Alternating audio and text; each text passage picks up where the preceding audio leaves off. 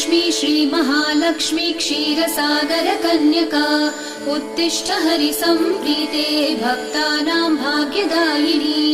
श्रीलक्ष्मी श्रीमहालक्ष्मी क्षीरसागरकन्यका उत्तिष्ठ हरिसम्प्रीते भक्तानां भाग्यदायिनी। उत्तिष्ठोत्तिष्ठ श्रीलक्ष्मी विष्णुवक्षस्थलालये उत्तिष्ठ करुणापूर्णे लोकानां शुभदायिनी। उत्तिष्ठोत्तिष्ठ श्रीलक्ष्मी विष्णुवक्षस्थलालये उत्तिष्ठ करुणापूर्णे लोकानां शुभदायिनी। श्रीपद्ममध्यवसिते वरपद्मनेत्रे श्रीपद्महस्तचिरपूजित पद्मपादे श्रीपद्मजातजननी शुभपद्मवक्त्रे श्रीलक्ष्मी भक्तवरदे तव सुप्रभातम्।